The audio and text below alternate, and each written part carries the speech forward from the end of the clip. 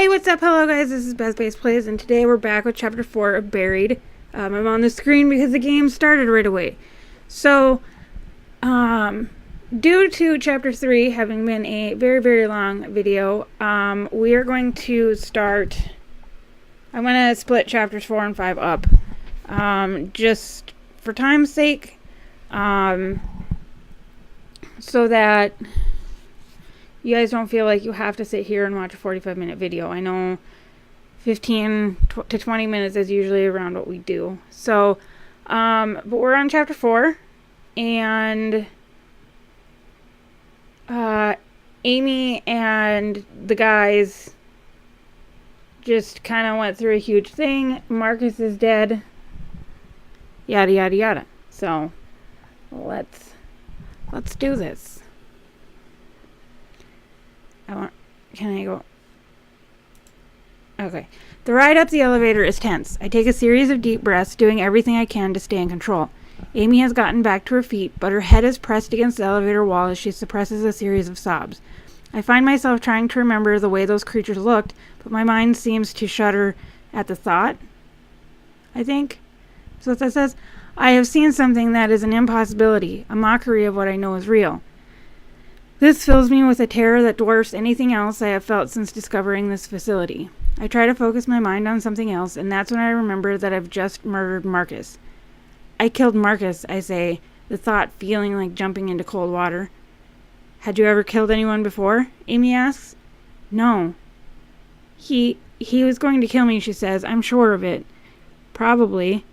Well, thank you, but her tone is unsteady and her face is unreadable. So either I say, of course, or I say I still can't believe it, which either puts the focus on her and what I did for her, or on... We're going to say, of course. I guess he deserved it, she says. Her comment hangs in the air for a moment as we wait for the elevator to stop. So I say, how did you end up here? She gives a nervous chuckle and shrugs. I used to work with the Pentagon. It was some pretty upper echelon stuff that I still can't discuss. I assume this place is even more upper echelon, I said. This place isn't even on scale, she answers. My other job was a cakewalk compared to this. Then why stay, I ask. Because the money is ridiculous. I have a 13-year-old daughter already talking about Harvard. You do the math.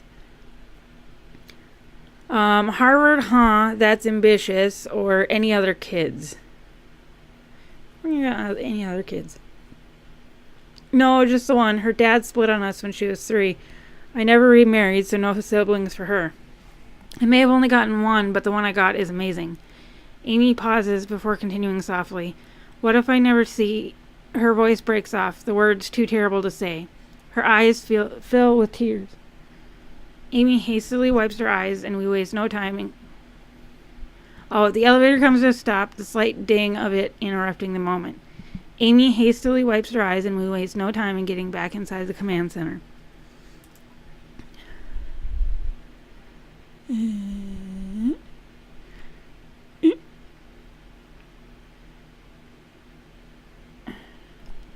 ready the rifle, suddenly certain that there are more of those creatures waiting for us in the hallway of the second level.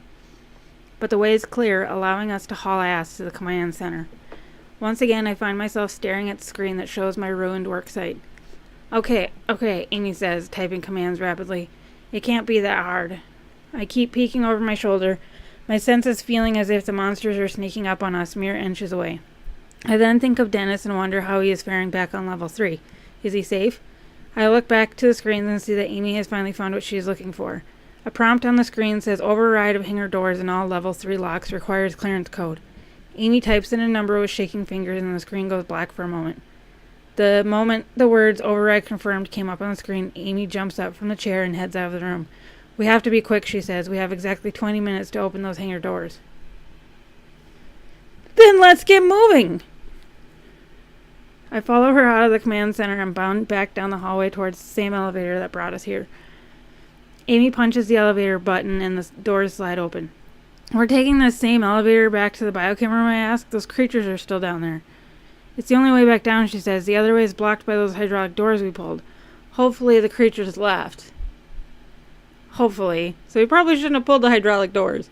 Neither of us say anything else as we share a look of immense dread. We step back into the elevator and head back down to the biochem room on level 3.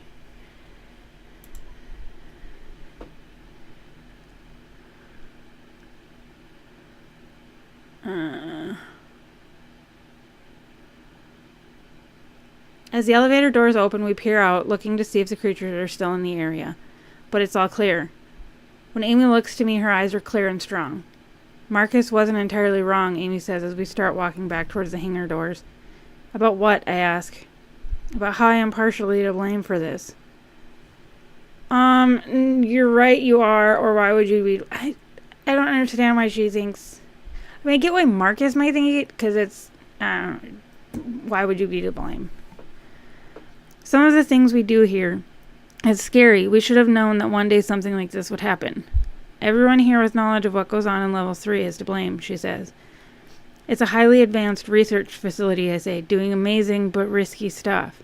So yeah, you're partially to blame by just working here, but I can understand the dedication.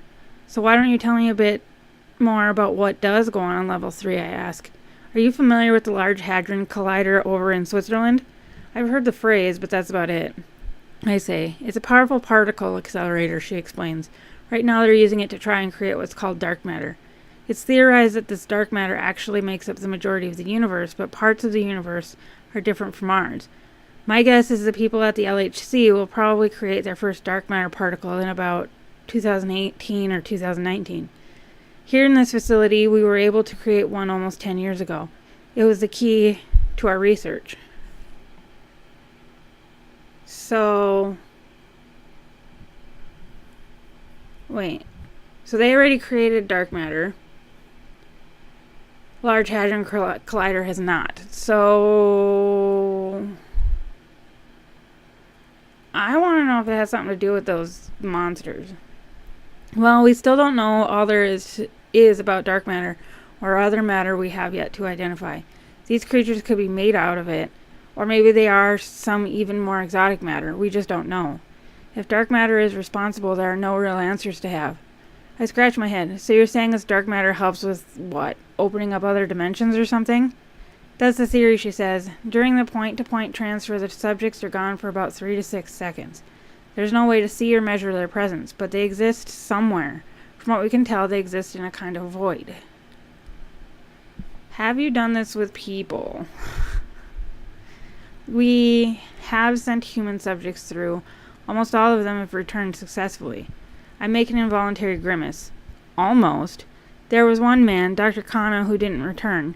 We don't know where. She trails off, taking a moment to collect herself. Sorry I asked, I say, feeling my mind start to bend inward again.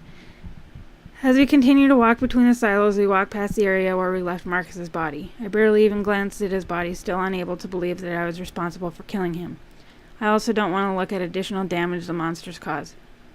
A pool of blood and mangled clothes are all I see through the corner of my eye. I realize that we are walking very close together between the silos, perhaps trying to create the illusion of safety. We reach the exit connecting to the hangar doors, where Dennis hopefully still is. My guts clench, and my heart hammers in my chest as we open the door and walk through. I lift the rifle, but at first it seems that there's nothing waiting for us. And that's when I see the glowing, hulking shape to my left, closing in fast. No. It's a monster. The creature is about 10 feet away and coming in quickly, so I do the first thing that comes to mind. I drop to the ground, making myself a smaller target, and raise the rifle. I'm not sure if I should just unload on the bastard or try to be choosy with my shots and weaken it, or at least slow it down. I suppose shoot to weaken, but I don't think it's going to do anything. My shot causes the entire milky white frame to jerk to the floor. It flounders, its ghost-like tentacles rising with rage as it cries out at me. It seems to turn and jerk away, parts of it appearing and disappearing every few feet. It moves down the hall and out of sight. I look quickly around for others, but there is only Amy. She looks at where the monster went with wide eyes. Her face is pale, and I wonder if, like me, she is able to feel her mind trying to retreat. Come on, I say, let's find Dennis and get through these hangar doors. Amy glances at her watch and nods. We're already down to 6 minutes. We turn towards the hangar doors, and I'm a little disgusted with myself because the bloody scene that so shocked me before now seems mild. Amy goes to work on the computer console on the side of the doors.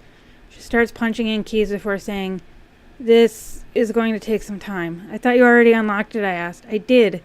But for this door, there's still security permissions I need to hack. Marcus would have known how to do this." Shit. She trails off, and I decide to let her work. Suddenly, something slams into me. I feel my feet leave the floor, and I am literally thrown across the concrete. I look up in time to see one of the creatures. It's apparently in no hurry to attack me again, focusing on Amy instead. She's not armed. I need to come up with a plan to get this thing away from her so she can focus on getting the door open. It raises one of its flickering appendages, making me certain that part of its makeup is pure light and energy. I could easily take a shot with my rifle, but my mind again goes to how much remaining ammo I have. The only other thing I can think of is to get it to chase me and lead it away from this room somewhere. I'm gonna shoot it. I lift the rifle groggily and fire as quickly as I can. Not having good footing and still reeling from the attack, the aim is off, but the noise of it distracts the monster from Amy. The monster turns to me, and I am again face to face with something that has no business being in this world, in this reality. Its body gives off a sort of glow around the central part, a bulbous core that is branched off into 2 humps, very much like a spider. Again, I sense that this visual information is not accurate, but it's the best I can do to make sense of this impossible creature. I pull the trigger again, this shot taking the monster directly in the center. It spasms backward and lets out a shriek of agony that makes my ears feel like they'll explode. From somewhere very close by, another creature cries out in response. "You okay?" I ask Amy. I can clearly see her battling for control of her faculties. Steeled determination wins out, and she gives a grim nod. "Any sign of where Dennis went?" I ask, hoping she hasn't noticed his body somewhere. "No," she replies. It's then that I realize that I have no idea how many rounds I have remaining in the rifle. This isn't a model I'm familiar with, outside of some deer hunting. I'm not much of an expert on firearms. Still, I am able to locate the chamber easily and see that there are 4 rounds left. Not great, but it could be worse. "How are we on time?" I ask her. 4 minutes. I'm going as fast as I can," she says. Amy does her best to focus on the keyboard, but there is still no sign of Dennis. Before I have time to look around, a screeching sound erupts from the other end of the room. I bring the rifle up in a shooter's stance and turn around. With the hangar doors right behind me, no signs of Dennis, and a closing window of time, I have to be confident. Yet when 2 monsters come around the corner, my body wants to shut down. The appendages seem to jump in time and space, reaching out for a split second, independent of the body, and then disappearing back to where they came from. It turns and screeches at me, its glowing tentacles snaking out of its body. My knees tremble uncontrollably. Behind me, Amy shrieks. I feel myself losing control, my mind sliding into the abyss of insanity. I pull myself back from the brink. I've got to stay in control. So, I'm going to guess that there's one coming at Amy, so I'm going to turn. I could stand here and use my last 4 shots, but what good would that do? So instead I turn to face the hangar doors. "How much longer before you can open those things?" "Not long," she says, furiously typing into the terminal as commands flood the screen. I doubt it, I think to myself. "Can I do anything to help?" I ask. She doesn't answer, deep in concentration. I turn back around and see a looming shape appear. The creature comes around the corner, screaming out that static-like sound. I step away from Amy and the hangar doors and towards the monster, ready to defend her. I ready my rifle, but the creature wastes no time. It makes that jerky motion towards me, and there's a sharp pain in my chest as it collides with me. Or through me. It's hard to tell. My instinct is to try to grapple or hold this thing down, but then I realize I don't even know if that will work.